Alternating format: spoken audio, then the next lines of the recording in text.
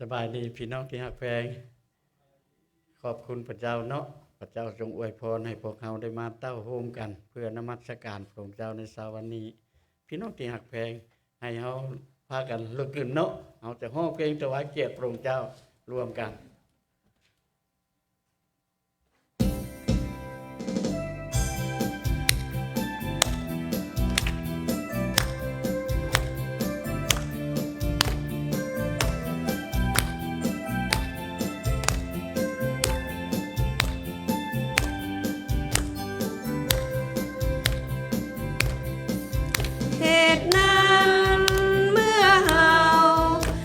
เป็นคนสอบธรรมพอความเชื่อและนั้นเฮามีสันติสุขโดยพระเจ้าทางพระเยซูเพราะว่าความรักพระเจ้าได้เข้าสู่จิตใจของเฮาทางพระวิญญาณบริสุทธิ์ซึ่งพระองค์ประทานแก่เฮา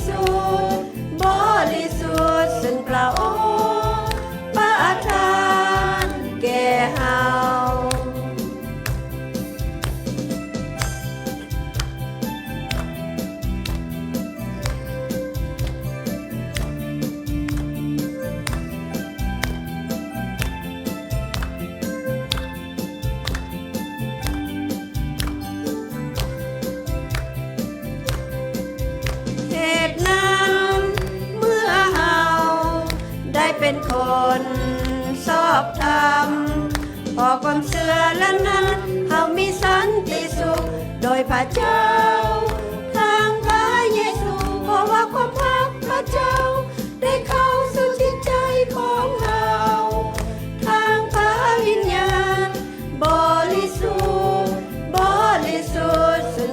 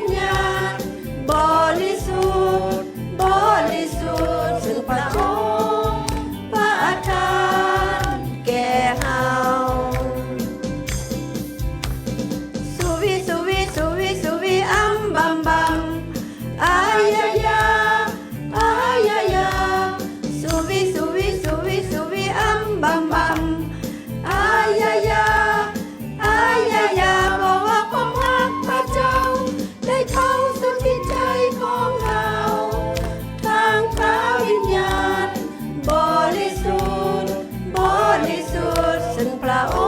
งค์ประทานแก่เฮาขอบคุณพระเจ้ายังอีกเพลงหนึ่งพี่น้อง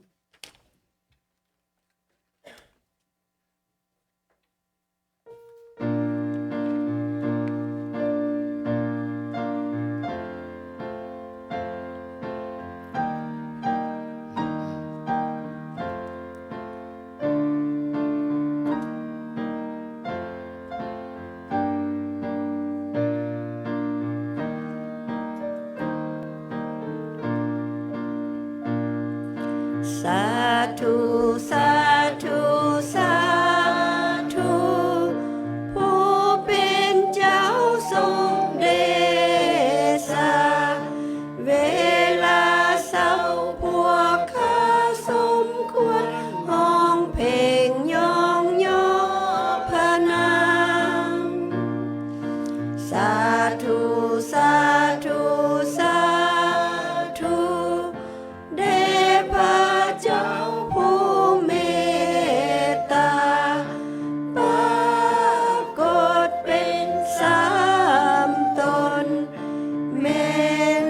เจ้า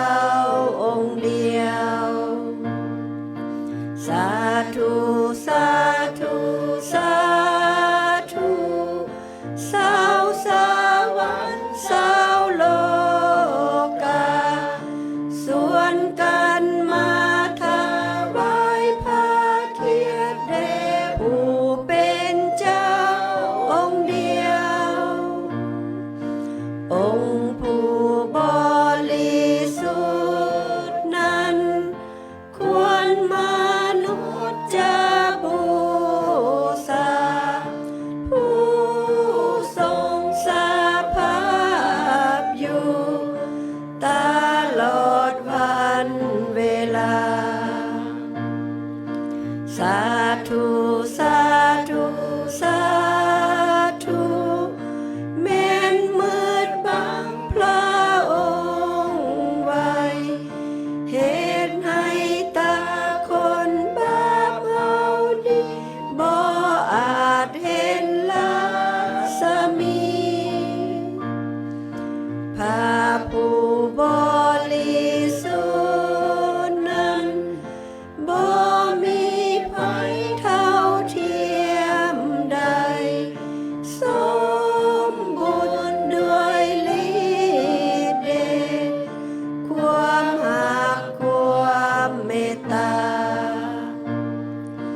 สาธุสาธุสา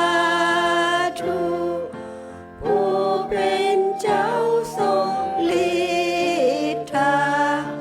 ราชากิจพระองค์สำแดงอำนาจในจักรวาล สาธุสาธุสาธุผู้ทรงรักษาโลกาปรากฏเป็นสามตนแม้นพระเจ้าองค์เดียว ขอบคุณพระเจ้าขอเชิญพี่น้องก้มหน้าหลับตาอธิษฐานร่วมกันอาเลลูยาข้าในพระราชบิดา ขอบคุณและสรรเสริญพระองค์ในเช้าวันนี้พระองค์ทรงหักแพงพวกขน้อยตลอดมาพระองค์ได้ประทานชีวิตบรรลุหันใจประทานเหื่อแห่งสติปัญญาให้พวกขน้อยมีอยู่ขอบคุณพระองค์ที่พระองค์ทรงประทานเวียกเหตุงานทำเลี้ยงชีวิตการเป็นอยู่ในโลกนี้พระองค์เจ้าข่าในเช้าวันนี้ขอพระองค์ทรงอวยพรสถิตอยู่ในท่ามกลางพวกขน้อยและไข่ท้องฟ้าถกเทพพรลงมายังลูกทุกคนหลายคนก็เจ็บไข้ได้ป่วย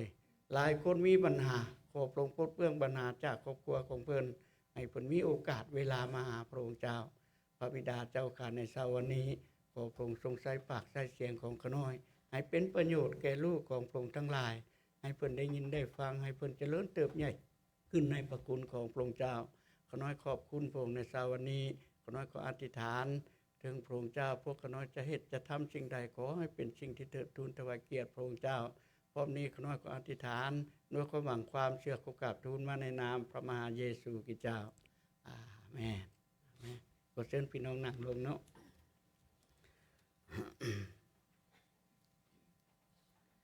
ขอบคุณพระเจ้าพี่น้องที่หักแพงผู้ข้าก็จะได้กล่าวต้อนรับพี่น้องเนาะในเช้าวันนี้เป็นได้ไดพี่น้องที่หักแพงแขกคนเอามาเยี่ยมยามว่าเนาะแขกเนาะมีแต่แขกเก่าเนาะยินดีต้อนรับเสมอขอบคุณพระเจ้า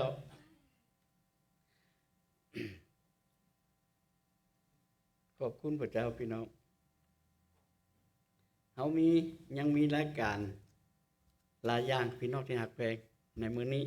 เพิ่นว่าอันนี้ประกาศให้พี่น้องฮู้เนาะเดือน6วันที่9หาวันที่11 2023 ULSB จะจัดกองประชุมหลวงที่วานิสเนาะเซ็นเตอร์ลิตเติ้ลล็อกเนาะอาร์แกนซอหัวข้อเจ้าทั้งหลายจงเป็นบริสุทธิ์เพราะฝ่ายเฮาบริสุทธิ์อยู่ในพระธรรม1เปโตรบท1ข้อ16เพิ่นว่า ค่าธรรมเนียมผู้ละ216ดอนพี่น้องอันนี้แม่นเฮาลงทะเบียนเนาะถ้าพี่น้องเฮาผู้ใดอยากจะไปเนาะให้มาเอา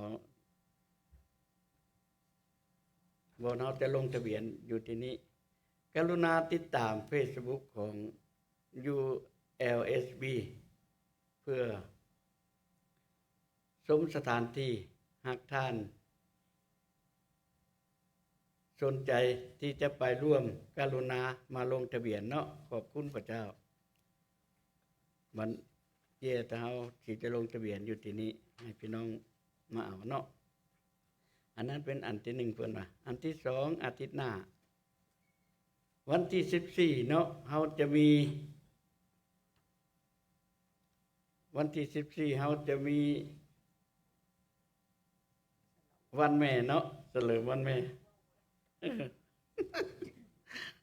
ขอบคุณพระเจ้าเขาจะจัดงานเฉลิมฉลองวันแม่เนาะขอบคุณพระเจ้าเนาะและ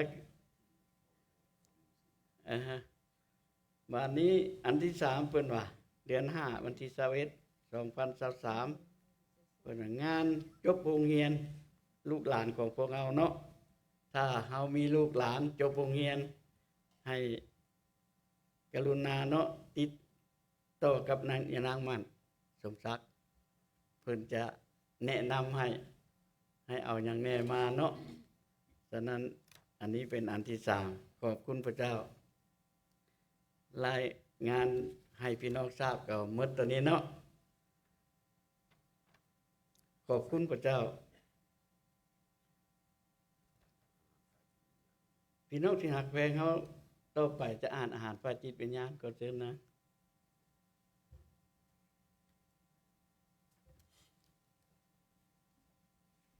John chapter 14, verse 6. Jesus answered, I am the way, the truth, and the life. No one comes to the Father except through me. ขอบคุณพระเจ้าผู้ข้าจะอ่านเป็นภาษาลาวให้พี่น้องฟังโยฮันบท14ข้อ6เนาะเพิ่นว่าพระเยซูทรงตอบลาว่าเฮานี่แหละเป็นทางนั้นเป็นความจริงและเป็นชีวิตบ่มีผู้ใดมาถึงพระบิดาได้นอกจากจะมาทางเฮาขอบคุณพระเจ้าพระเยซูให้มาทางพระองค์เนาะมาทางพระเยซูคริสต์เฮาจะได้รอดพ้นขอบคุณพระเจ้า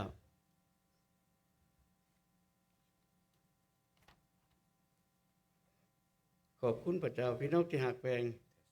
รายการพิเศษเนาะรายการพิเศษนี้พวกเราจะขอเชิญให้ยานางอุ่นเนาะให้ยานางอุ่นเป็นผลมอบรายการพิเศษนี้ให้เพิ่นเป็นมากล่าวคำพยานสู่พี่น้องฟังขอ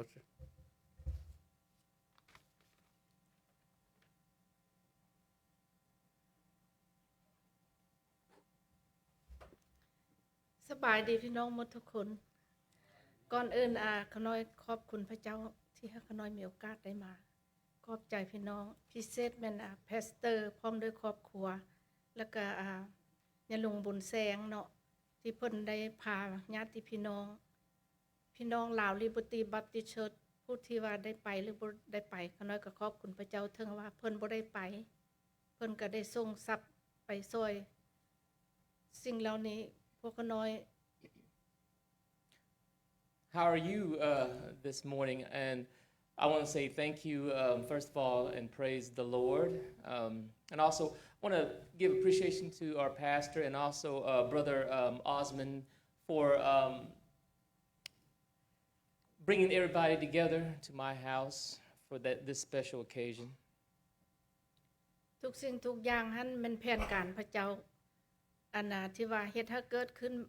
แม้แต่อากาศแม้แต่เวลา Everything happens for a reason. It's God's reason that encompass the weather, the time, and everything that happened. ทุกสิ่งที่เกิดขึ้นกับชีวิตไอ้ดมกับครอบครัวขน้อยมันพระเจ้าจัดการหมดทุกสิ่งอย่างพระเจ้ามีแผนการหมดทุกอย่าง Everything that happened to Mr. Dome and all and my family, everything was orchestrated because of God's sovereignty in all of that. ขน้อยบ่มีสิ่งใดที่ว่าจะตอบแทนพี่น้องขอถ้าว่าขน้อยบ่มีโอกาสได้ตอบแทนก็ขอให้พระเจ้าเป็นผู้ตอบแทนพี่น้อง there's no words to describe my appreciation to you. And if there's something that's missing from my gratitude, I pray that God fills in that gap. ขอพระเจ้าประทานเหือแห่งให้พาสเตอร์พร้อมด้วยครอบครัวเพิ่นสู่กำลังเพิ่นให้เพิ่นเป็นผู้นำเฮาโดนนานเป็นแบบอย่างเป็นโฮมโพโฮมไซให้พวกเฮา And I pray that the Lord empowers our pastor with strength and wisdom to continue to be our shepherd in our church. และขอน้อยขอต่างหน้าให้ลูกทั้งสองขอบใจอีกเทื่อนึงขอบใจพี่น้องทุกคนที่ว่าได้ไปช่วย And in the behalf of my family, and I want again say thank you and my appreciations to you for helping us out in our time of need. ขอน้อยมีเท่านั้นแหละ And that's all I have. แต่ Thank ขอน้อย you. ขอถวายเพลงเพลงนี้บ่ได้มีดนตรีเป็นเพลงหัวโลนเนาะ And allow me to just give a little praise and worship of a song that is an a cappella that I will want to give. เพลงบ่มีดนตรีเพิ่นว่ากินข้าวเหมือนบ่มีแก้วแต่ก็ขอเป็นที่ถวายเกียรติแก่พระเจ้าเนาะขอพี่น้องผิดพลาดแล้วก็ขอพี่น้องอภัยพระเจ้า And I'm going to sing a song. Please, if it's not soothing to your ears, I do apologize. ยามผิดหวังโศกเศร้าหัวใจเหงาเอิ้นหาพ่อทุกปานใดสิบ่ท้อสิหันหน้าดอกเอ่ยคำใจที่เคยโศกซ้ำชีวิตเคยอับเศร้าให้เยซูเดินเคียงเฮาสิอุ่นคายสุขใจใดมรสุมเข้ามาใกล้ในหัวใจบ่ไหววัน เพิ่งพระเจ้าทุกคืนวานตั้งแต่มืดฮอดแจงบ่เสแสงแม่นนายนี่เด้น้องโอ้ยนาพระเจ้าลูกเฝ้าวิงวอนอธิษฐานผีมันซาตานทำหายลูกจนอ่อนแห้งด้วยกลเล่ห์เหลี่ยมเพ่นหายผีมันสำแดงเมื่อยล้าอ่อนแห้งเพ้อลืมห่างเหินพระคำด้วยพระคุณลูกขอเพิ่มเติมกำลังขอทรงหยุดยั้งพี่หายให้พ้นทางเดินจงเพิ่มปัญญาลูกนี้ยกย่องสรรเสริญด้วยใจเพิดเพลินขอเดินร่วมทางพระองค์ทรงนำหน้าขอกำลังนำพอทรงนำหน้าขอกำลังนำพอลูกบ่ล้ออยู่ซาให้มานหายพึงพยองทรงปกป้องชีวิตบุตตาภาวนาอธิษฐานต่อพระองค์วันนี้สู่กำลังให้ต่อไปลูกจะระวังที่ลูกพลาดพังจะจำไว้เป็นบทเรียนเพิ่มเติมความรักสนิทลูกบ่ลืมเลือนเป็นดังดวงเดือนคู่ฟ้าส่องแสงอำไพขอส่งอภัยให้ลูกยามผิดให้ลูกสนิทสนมพระองค์ทุกวันจงเพิ่มปัญญาลูกนี้หูดีหูทันในแต่ละวันอย่าหันพระพักจากไปใจหวังตั้งเพิ่งพระเจ้ายิ่งใหญ่ ใจหวังตั้งเพิ่งพระเจ้ายิ่งใหญ่กายและใจพร้อมแล้วสิเป็นแก้วสง่างาม มีคาลำเป็นหนึ่งกับพระองค์ใจมันคงในหักต่อพระองค์จริงแท้แพ้ใจซ้ำความหลังเหยียบพันกลับขึ้นมาหับใส่พระองค์ไทยบ่วางล้างใจแล้วให้ข่าวพองบริสุทธิ์สมเป็นบุตรสุดที่หักจะประจักษ์ให้คนหูขอบคุณพระเจ้าเอเมน Thank you, God. คุณน้อยลืมอันนี้ อันน่ะครอบครัวลูกได้ถวายให้แก่พระเจ้า This is a love offering that I would like to give back to the church.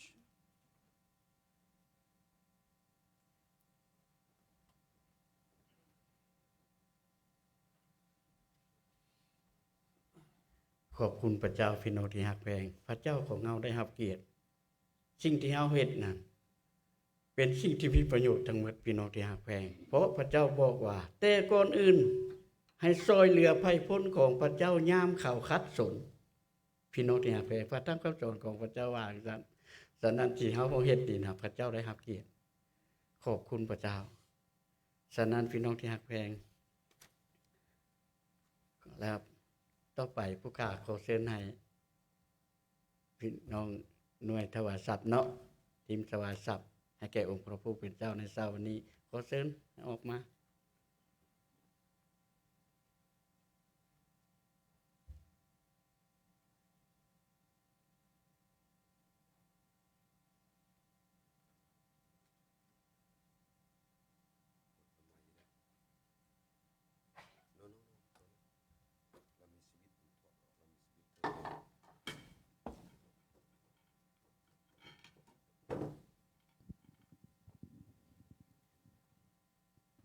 ขอให้เฮาร่วมใจกันอธิษฐานเนาะ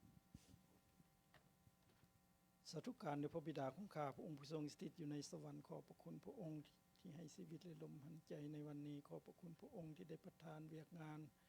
อาหารเสื้อผ้าพรเงินทองของใช้ทุกสิ่งอย่างที่พวกขน้อยมีอยู่พิเศษสุดก็คือความหักพระบิดาเจ้าค่ะวันนี้พวกขน้อยได้นำทรัพย์จำนวนหนึ่งมาถวายคืนให้กับพระองค์ขอให้ทรัพย์จำนวนนี้เกิดดอกออกผลแผ่พันธกิจของพระองค์ไปทั่วทุกมุมโลกเพื่อให้โลกได้ฮู้พระนามของพระองค์และสรรเสริญพระองค์ร่วมกันกับพวกขน้อยในแต่ละวันผู้ที่จะนำพระธรรมผู้ที่ถวายทรัพย์หรือบ่ได้ถวายก็ได้รับพระพรมาจากพระองค์เจ้าขอให้เพิ่นได้มีใจกล้าถวายคืนให้กับพระองค์เพราะพระองค์สัญญาว่าจะเทพระพรทอกเทลงมาให้ล้นเรือกับผู้ที่ได้ถวายพวกขน้อยจึงก้มหน้ารับตาอธิษฐานกราบทูลมาในนามพระมหาเยซูคริสต์เจ้าเอเมน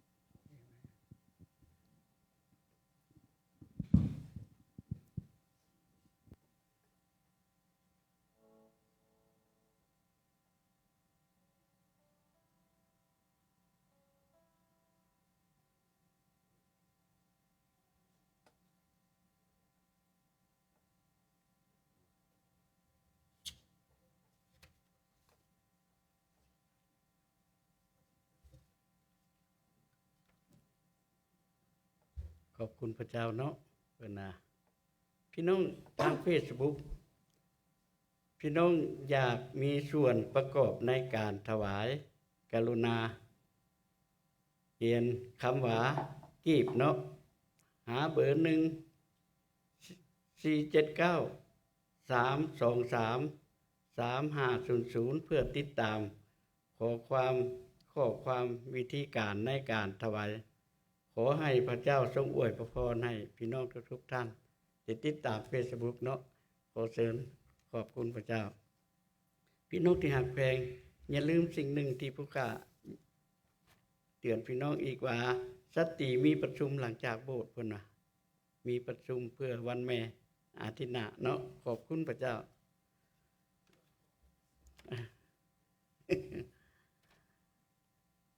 เอาให้พวกเรามาห้องเพลงกันก่อนเราจะได้ยินได้ฟังคำเทศนาจากข้าไส้ของพระองค์เจ้าเนาะขอเชิญพี่น้องยืนขึ้น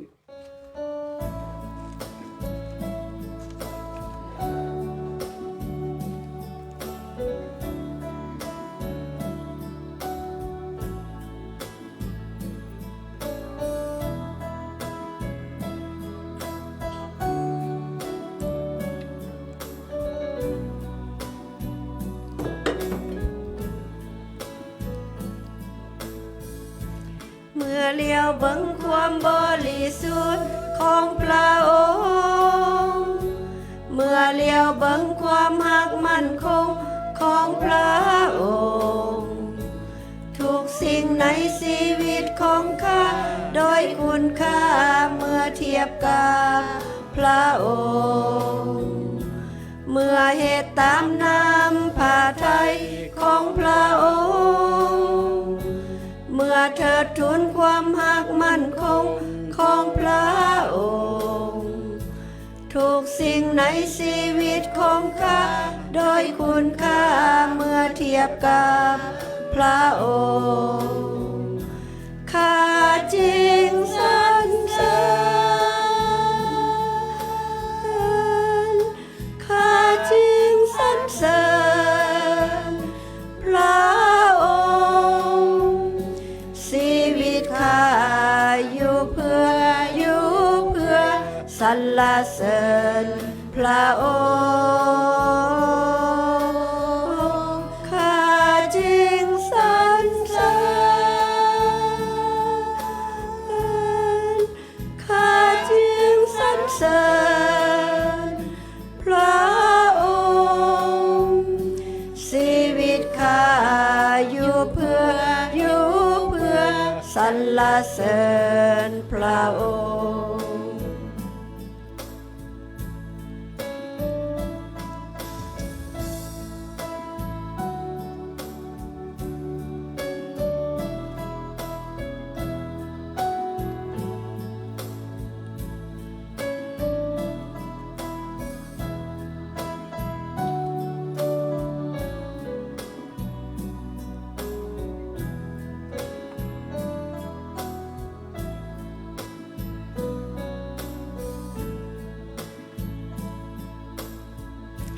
เมื่อเลี้ยวเบิ่งความบริสุทธิ์ของพระองค์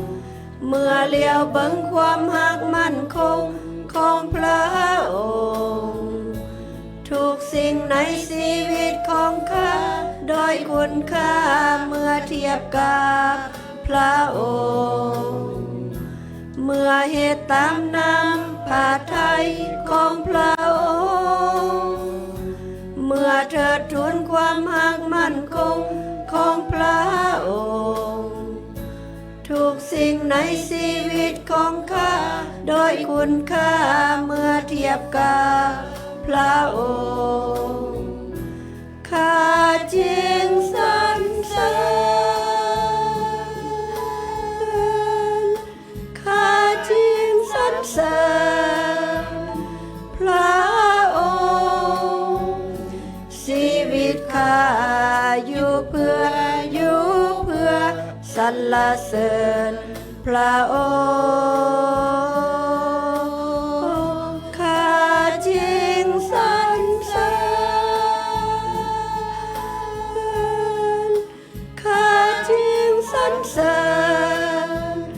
พระองค์ชีวิตข้าอยู่เพื่อสรรเสริญพระองค์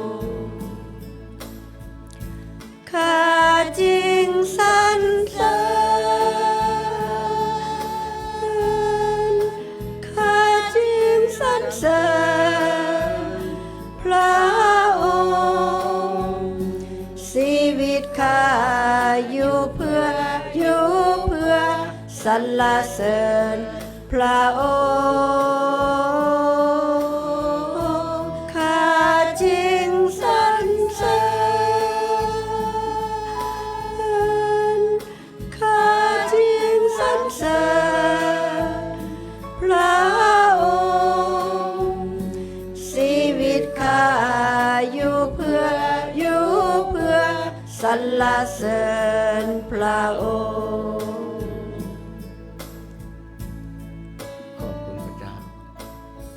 ชีวิตเราอยู่เพื่อพระองค์ติดตามพระองค์ขอพระเจ้าอวยพรให้พี่น้องที่หักแพงก่อนเราจะได้ยินได้ฟังพระสุรเสียงของพระองค์ให้เราได้เตรียมอกเตรียมใจเนาะขอเชิญเนาะท่านโยช่วยเพิ่นจะเทศนา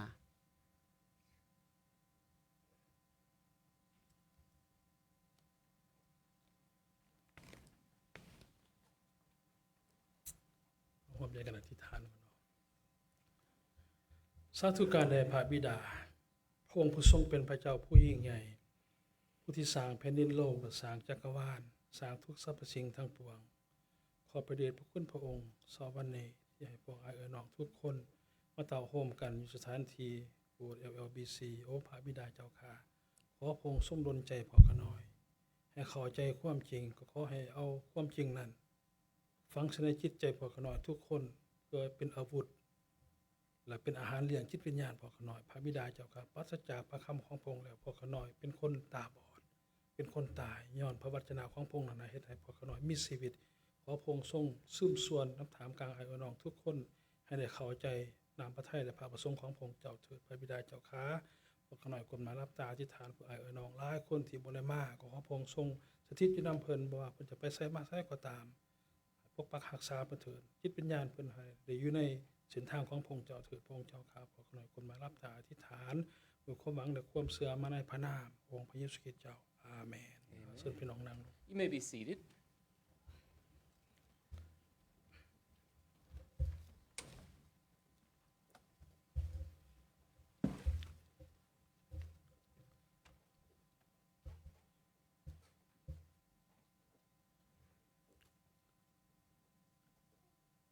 ขอบคุณพระเจ้าที่พระองค์ทรงให้เฮายังมีชีวิตลมหายใจอยู่ And thank God that God has allowed us a life in which we can breathe. พระเจ้าสร้างเฮามาเพื่อพระองค์ And God created us for Him, สำหรับพระองค์ only for Him. คันบ่มีพระเจ้าแล้วพวกเฮาก็บ่ได้มีมา And without God, we wouldn't have what we have up to now. เพราะฉะนั้นล่ะชีวิตที่เหลือนี่ And that's why the life that we have now, จงถวายพระเกียรติแด่พระเจ้า we should always do it, use it for His glory. เริ่มต้นจากหัวใจเฮาก่อน It has to start with our heart first. จอห์นคาวินเล่าว่าจังซี่ล่ะเล่าว่าหัวใจของเฮานี่เป็นหม่องผลิตผ้าเทียม A gentleman by the name of John Calvin. says that our heart สร้างผ้าเทียม is the start of things. เพราะพระเจ้าเพิ่นเบิ่งแต่หัวใจของเฮานี่สำคัญหลาย And because God looks at our heart first and foremost, more important. ให้เฮาพิสูจน์เบิ่งว่าเฮาสร้างคนใดเฮาสร้างอยู่ในใจนี่ล่ะ And let us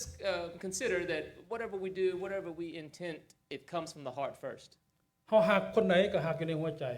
If we love someone, it starts from the heart. เฮามีความสุขก็มีความสุขอยู่ในใจ And if we have joy, it first starts in the heart. เฮามีความทุกข์ก็ความทุกข์อยู่ในใจ And if we have poverty or sadness, it comes from the heart. เพราะฉะนั้นพระเจ้าอยากบอกเฮาอยู่ในพระคัมภีร์ลูกาบทที่10ข้อ30หาข้อ36 And that's why God puts it in our heart today is that, in the verse that we will study today in Luke chapters 10, verses 30 to 36, it's about the heart. พระเจ้าจะเปิดเผยระหว่างสองหัวใจเฮาได้เห็น And God wants to show us the difference between two different hearts. ข้าน้อยอาจจะเป็นหัวใจพี่น้องก็เป็นหัวใจข้าน้อย And it's impossible for me to see your heart and you to see mine. แต่พระเจ้าเห็นหัวใจเบิดทุกคนเลย But God sees all of our hearts. เพราะฉะนั้นมันจึงสำคัญสำหรับเฮาในปัจจุบันและอนาคต That's why it's so important for us in our future, in our life. เพราะวันสุดท้ายเฮาจะไปยืนอยู่ต่อหน้าพระเยซู In that the last days when we are standing in front of God, หัวใจของเฮาเป็นแนวใดเฮาก็ถูกตัดสินแบบนั้น and the nature of our heart will determine the nature of our judgment. พระเจ้าจะเฮาขึ้นไปสวรรค์หรือลงไปนรกมันก็ขึ้นกับอยู่ในใจเฮา As to whether we will ascend to heaven to be with Him or depart from Him to hell, depends on our heart. เพราะฉะนั้นข้าน้อยจะอ่านอยู่ในลูกาบทที่10ข้อ30-36นี่เป็นภาษาลาวและให้พระให้อายจันเป็นผู้อ่านภาษาอังกฤษ And allow me to start off by reading Luke chapters 10, verses 30 to 36 for you. พระเจ้าจะเปิดเผยหัวใจสองอย่างให้เฮาได้เห็น And God will want us to see and showcase two different hearts. พระเยซูเจ้าอยู่ในลูกาบทที่10ข้อ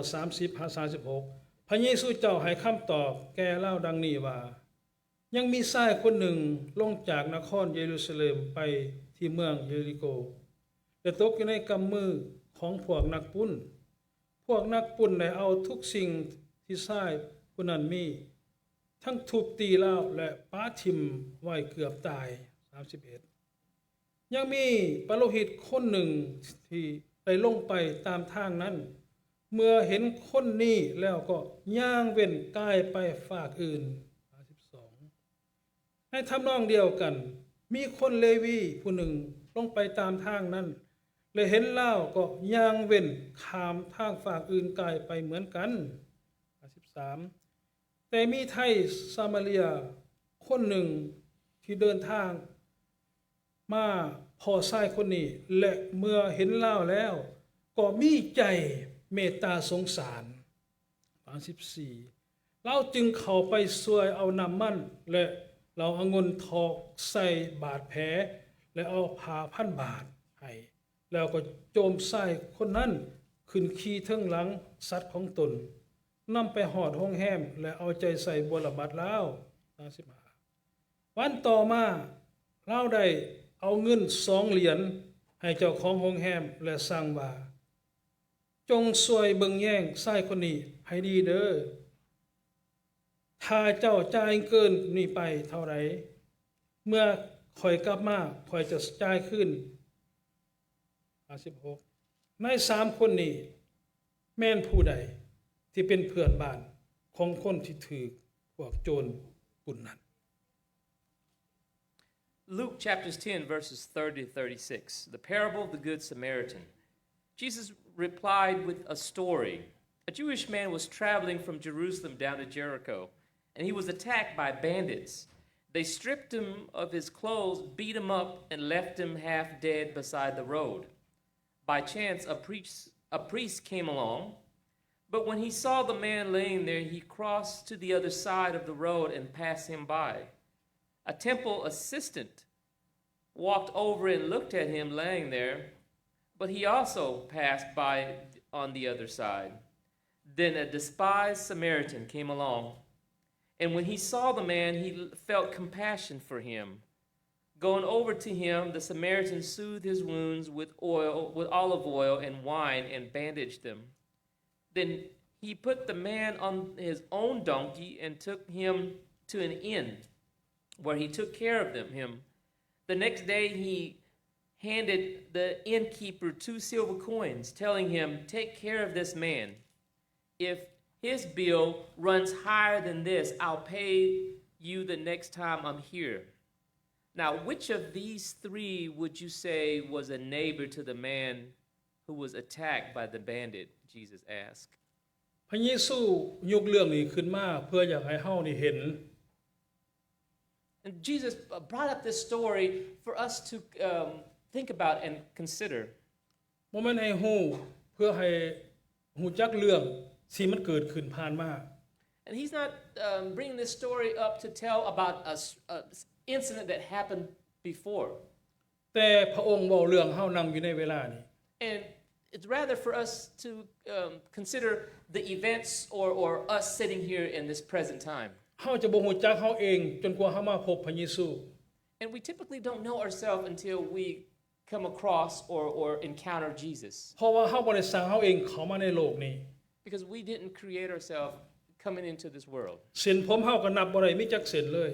And if you think about our hair, we cannot even count the fiber of our hair. เฮาจะออกจากโลกไปมื้อใดเฮาก็ยังบ่ฮู้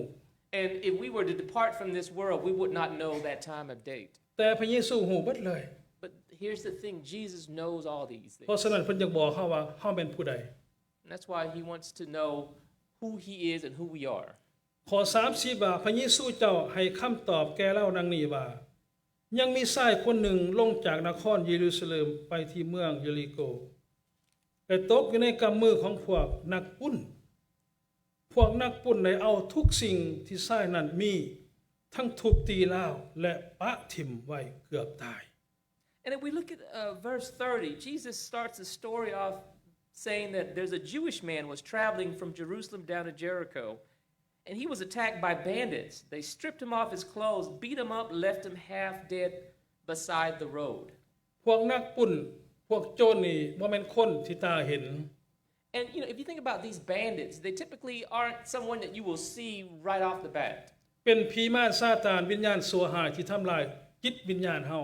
Maybe you could kind of consider the analogy that this could be Satan and demonic forces that you don't see coming. เฮาอาจจะย่างไปแต่ละมื้อแต่ละวันในชีวิตของเฮานี่ And sometimes we walk or go about our days without knowing these things happening. มันจะเข้ามาทุบตีความนึกคิดของเฮา And sometimes, in essence, the demonic forces are coming into us and robbing us of joy. เฮ็ดให้เฮานี่ท้อใจบ่อยากมาใกล้ชิดพระเจ้า And thus causing us to be distant from that of the godly things. อยากมาก็มาบ่ได้ And sometimes we want to come to Christ, but we can't. เพราะเฮามีความเจ็บปวด Because we in essence, have pain and sorrow. เขาบ่อยากเห็นผู้นั้น And sometimes if we reflect back on people that we don't want to be close with, เราบ่อยากเห็นผู้นี้ and we don't want to be with this person or that person, เพราะว่าข่อยบ่มักลาว because I do not like this เฮา person. กำลังถูกทุบตี And in essence, we are spiritually being beaten up and robbed. เพราะฉะนั้นล่ะพระเยซูคริสต์จึงบอกเฮาว่า And that's why Jesus Christ is telling us เฮาอยากปิ่นปัวเจ้า that I want to treat you, I want to take care of you. เฮาอยากทองเราองุ่นใส่หัวใจเจ้า I want to pour spiritual oil on your heart, คือเลือดของเฮานี่นะ such as my blood, เฮ็ดให้เจ้าเป็นคนปกติ so that you will be a person that is cured. เฮาเป็นไผ And who am I? เฮาเป็นคนบาป And we are sinners. เฮาบ่มีอำนาจเหนือผีมาร We don't have the means to overcome those things of spiritual demonic. พระเยซูสอนเฮาว่าผู้ที่มาก่อนเฮาเป็นขโมยเป็นโจร And Jesus teaches that people, there will be those that will come to steal and rob. ขโมยหรือโจรมันมาเพื่อทำลาย Because robbers and thieves come with the aim to destroy, เพราะฉะนั้นจึงเฮ็ดให้วิญญาณเฮานี่ทุกข์ทรมานเจ็บปวดทุกมื้อ thus causing us spiritual anguish, spiritual harm each and every day. แต่มันไผได้สิมาช่วยเฮา But who is it that will come and help us? ข้อ31ยังมีปโลหิตคนหนึ่ง31ยังมีปโลหิตคนหนึ่งได้ลงไปตามทางนั้น เมื่อเห็นคนนี้แล้วก็ย่างเว้นกายไปฝากอื่น And if we look at verse 32, there's a prospect here. It says that by chance a priest came along, but when he saw the man laying there, he crossed to the other side of the road and passed him by. ปโลหิตนี่บ่แม่นคนสามัญธรรมดา And this priest, this person, is not an ordinary man, if you will. เขาฮู้เรื่องพระเจ้าหลายกว่าเฮา And by definition, this priest knows more in the mind of things of God than we do. เขาเว้าเรื่องพระเยซูนี่เว้าเรื่องพระเจ้านี่คือสมัยนี้เฮาจนอ้าปากฟัง And if you think about the priests in this time of, in context to this, they're people that will speak biblical stuff for us to hear. เมื่อเฮาฟังแล้วมันซอยเฮาได้บ่ And when we hear these things, will it help us any? ได้แท้ It will, ถ้าเฮาเอาไปปฏิบัติ if we are to go and apply it. แต่เมื่อเฮาบ่มีเหือแห้งเด้สันไผสิมาช่วยเฮา But if we, in essence, don't have the strength, how's it going to be beneficial? แล้วไผเห็นใจเฮาแน่ And who is it that will see our heart? ขน้อยแนมเห็นยิ่งชาวซามาเรียคนหนึ่งอยู่ในพระคัมภีร์ And it comes in my mind the story of the Samaritan lady.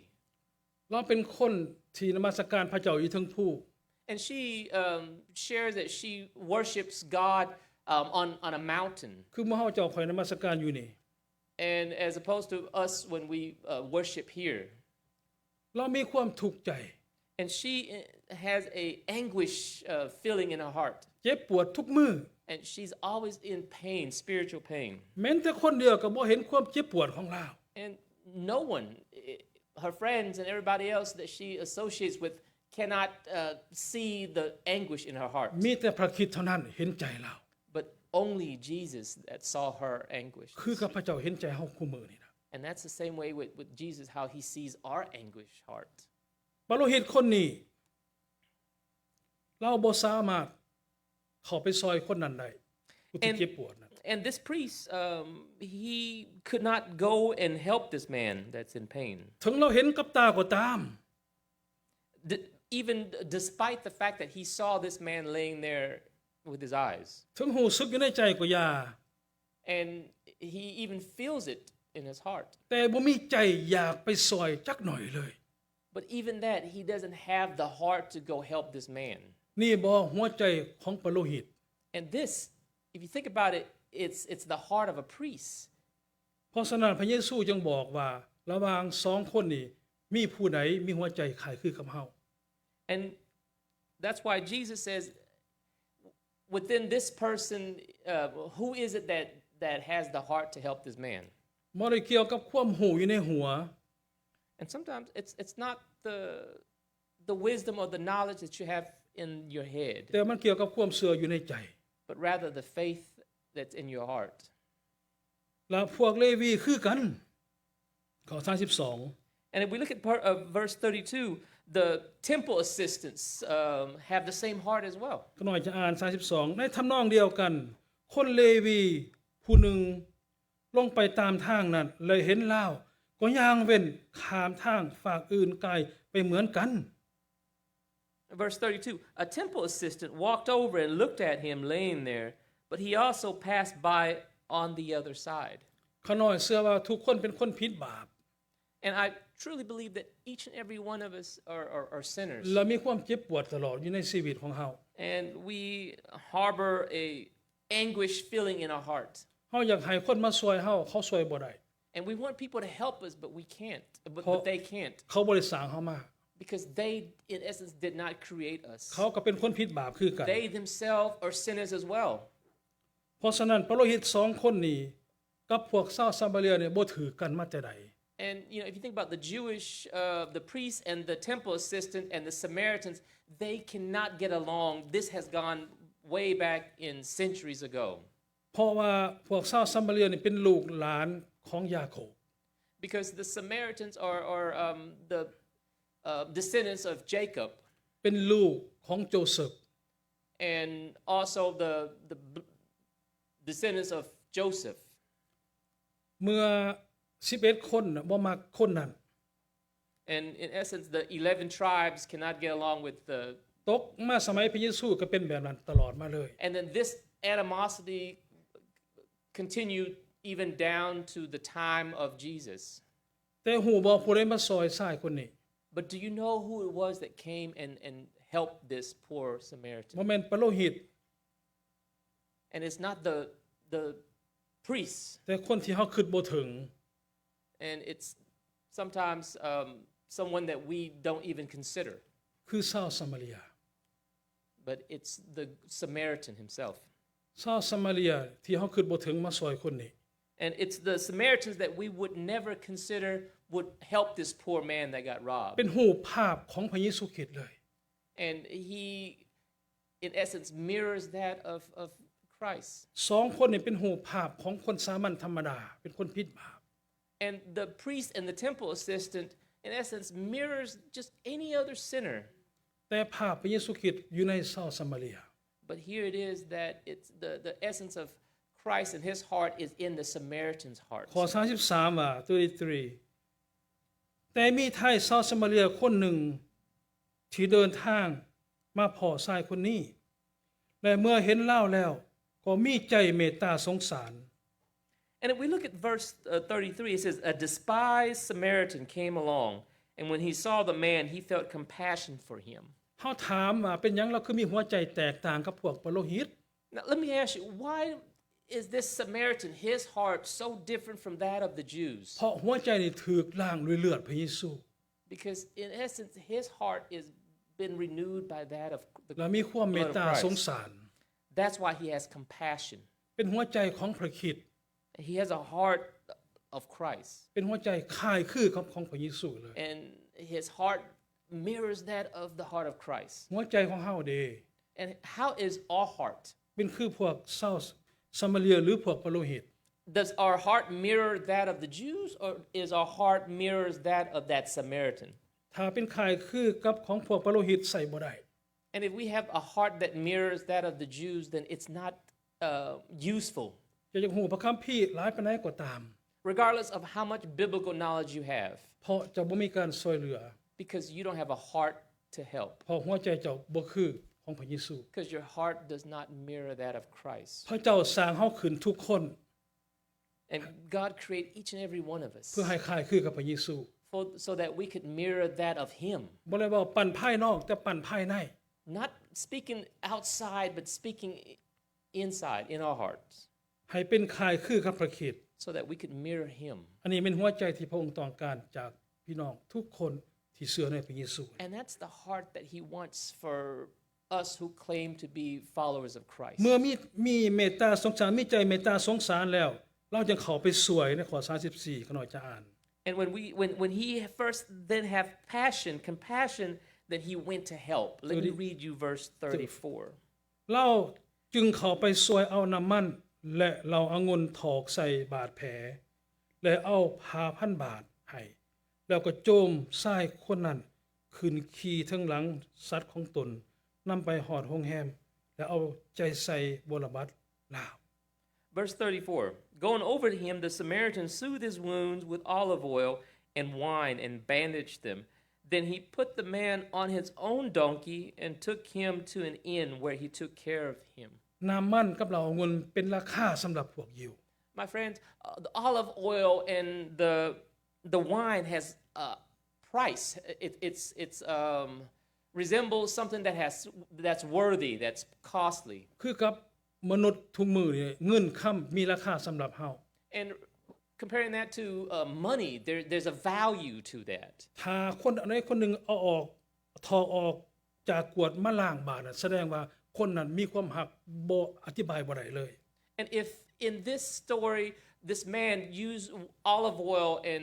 wine to pour over a wound, is a symbolic gesture of compassion, love. เราองุ่นน้ำมันเปรียบเทียบใส่พระวจนะของพระเจ้า And in essence, the analogy here is that he's pouring the same thing that Christ would do with his blood มี over ค่า all. เหนือแผ่นดินจินดา And there is a price. There's a value to that. หากคนใดให้เอาพระค่ำให้เขา In essence, if we love them, have compassion for them, share the gospel with ถึง them, เขาจะเจ็บปวดก็ตาม regardless of whether they are in anguish or pain. เพราะว่ามนุษย์รับความจริงบ่ได้ And sometimes that's the thing. We can't accept the truth. แต่ความจริงนั้นเฮ็ดให้เฮาเป็นอิสระ And it's the truth that will liberate us, will set us free. อันนี้พระเยซูยกคำอุปมาเปรียบเทียบให้เฮาได้เห็นระหว่างหัวใจของ3คนนี่ And this story, Jesus is showcasing the true nature of what's in their heart between these three guys. ยังบ่แล้วอีกข้อ35ได้เห็นว่าหัวใจเราเลิกลงไปนั่นอีกความหักของพระเจ้านี่ And not just that, verse 35, we'll see that this man's love for this person goes way beyond that. ข้อ35ขน้อยจะอ่านวันต่อมาเราได้เอาเงิน2เหรียญให้เจ้าของโรงแรมและสั่งว่าจงช่วยเบิ่งแย่งชายคนนี้ให้ดีเด้อถ้าเจ้าจ่ายเงินนี้ไปเท่าใดเมื่อข่อยกลับมาข่อยจะจ่ายคืนให้ Verse 35, the next day he handed the innkeeper 2 silver coins, telling him, take care of this man. If his bill runs higher than this, I'll pay you the next time I'm here. เฮ็ดให้เฮาเห็นนะว่าความหักบ่เป็นความหักของมนุษย์ And you could see that in essence, the Samaritan's love for this man is something that's extraordinary. เฮาอาจจะบ่เห็นหัวใจพี่น้องที่นั่งอยู่ในนี่ And like I said before, I may not see your heart sitting in front of me, แต่พระเจ้าเห็นหัวใจของเฮา but here's the thing: Jesus sees your heart, เพราะฉะนั้นพระเจ้าจึงให้เอาบทเรียนนี้มาเว้า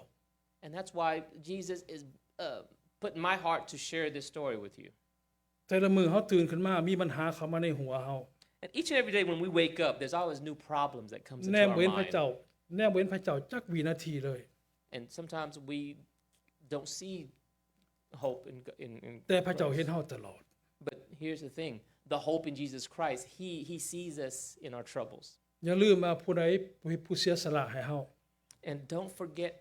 the one that sacrificed for us. ผู้ใดถอกน้ำมันแล้วเราเอาเงินใส่เฮา And don't forget the one that has been pouring that oil, that wine of love to us, แต่หัวใจของเฮานี่คือผู้ใดทุกมื้อนี่ so that our heart would be like whose? พระเยซูคริสต์พอใจกับชาวซามาเรีย And Jesus, he was very pleased with this Samaritan man. หัวใจที่พระเจ้าต้องการจากหัวใจคริสเตียนแบบนี้ And he wants us to know that he wants our heart to be like that of this Samaritan man. เพราะฉะนั้นละระหว่างหัวใจศาสนากับหัวใจลูกพระเจ้านี่แตกต่าง And that's why the heart of the world and the heart of a Christian is so different. ก็เพราะว่าหัวใจของคริสต์ผู้ที่ถูกสร้างขึ้นนี้จากพระเยซูเป็นหัวใจคล้ายคือกับพระองค์เลย Because the heart of us, our Christians, resembles that of the heart of Jesus พระ Christ. เจ้าพระคัมภีร์บอกเฮาว่าเฮาจะสร้างเจ้าให้คล้ายคือกับเฮา And the Bible tells us that Jesus is creating us to be more like him. คำถามก็คือว่าหัวใจของเฮานี่คือผู้ใด And the question here is, our heart resembles who? ถ้ามันคือพวกปโรหิตพระเจ้าบ่พอพระทัย And if our heart resembles the first two Jewish people, then it's a heart that Jesus does not ถ้าหัว want. ใจคือชาวซามาเรียพระเจ้าได้รับพระเกียรติ And if our heart is a heart that resembles that despised Samaritan, then it's a heart that he will เป็น honor. เป็นหัวใจถวายเกียรติพระเจ้าทุกมื้อ And it's a heart that will glorify God each and every day. อันนี้แม่นพระวจนะเปิดเผยหัวใจของเฮาเอง And this is the love that will open our hearts and our eyes, ขอบคุณและสรรเสริญพระองค์ and that will praise and glorify God. เฮาร่วมใจกันอธิษฐาน And let us pray together. สาธุการแด่พระบิดาพระองค์ผู้ทรงเป็นพระเจ้าผู้ยิ่งใหญ่ผู้ที่เห็นพวกเขาน้อยทุกลมหายใจเคลื่อนไหวไปมาพระองค์ทรงเห็นเบิดโอ้พระบิดาเจ้าข้าขอพระองค์ทรงให้อภัยพวกเขาน้อยทุกคนที่ได้เป็นคนผิดบาปพระองค์เจ้าข้าสร้างพวกเขาน้อยขึ้นเป็นข่ายคือกับพระองค์ให้หัวใจของพวกเขาน้อยเป็นหัวใจที่พระองค์ทรงได้สร้างขึ้นทุกมือพระบิดาเจ้าข้าให้เป็นหัวใจที่พระองค์ทรงพอพระทัยเป็นหัวใจที่ถวายพระเกียรติแด่พระองค์ทุกมือพระบิดาเจ้าให้เป็นหัวใจที่มีความหักมาจากพระองค์เป็นหัวใจเผยแผ่เห็นความทุกความอยากของอ้ายน้องทุกคนพระองค์เจ้าข้าอย่าให้พวกเขาน้อยฮู้และอย่าให้พวกเขาน้อยได้เห็นละล่าแต่พวกเขาได้เฮ็ดตามที่พระองค์ทรงดลใจพวกเขาน้อยเถิดพระบิดาเจ้าข้า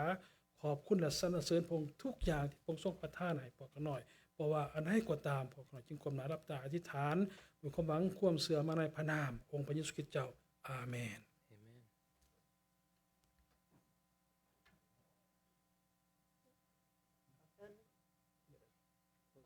เชิญพี่น้องลุกขึ้น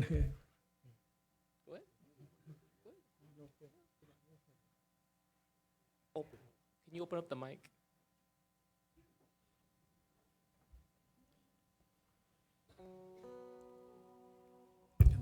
As we close in this, if you want to give your heart to the Lord Jesus Christ, the altar is open for you. If you want us to pray for you, we have our deacon, our pastor that is here that is willing to pray for you. So as this music is being played, dig into your heart. If God's calling you to come out and give your heart to Him, He will give His heart to you. Okay? Thank you. ข้ามอบทุกสิ่งแก่พระเยซูยอมถวายหมดด้วยเต็มใจข้าจะหักและเพิ่งพระเยซูต่อพระพักของพระผู้ไทยมอบทุกสิ่งทุกอย่างมอบทุกสิ่งทุกอย่างมอบถวายหมดแก่พระเยซู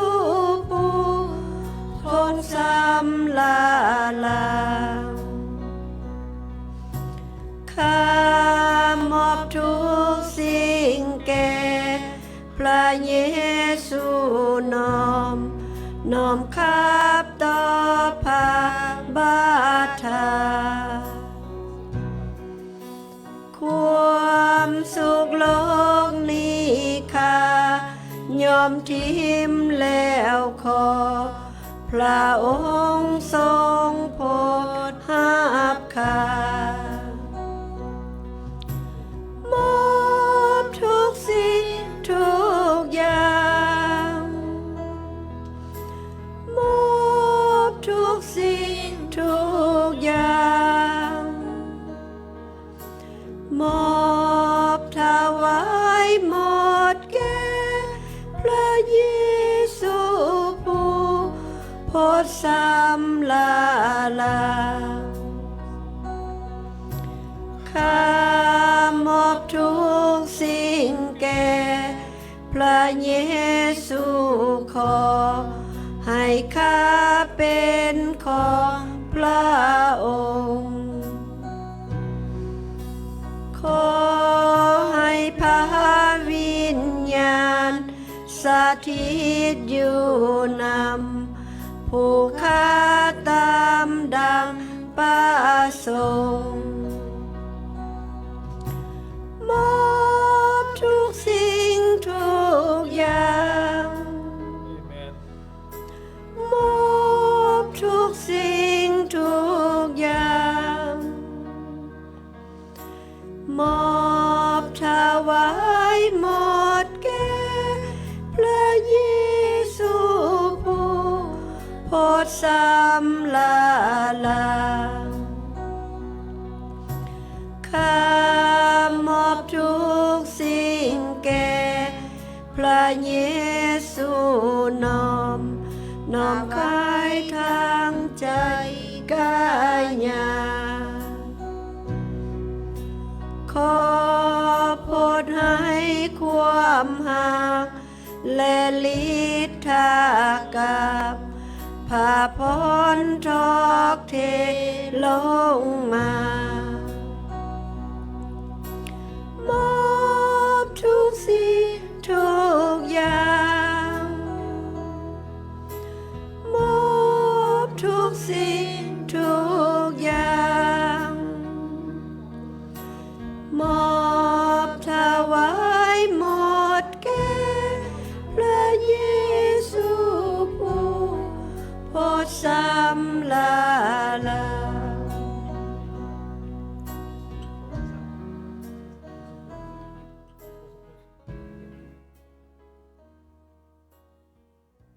เอเมนขอบคุณและสรรเสริญพระองค์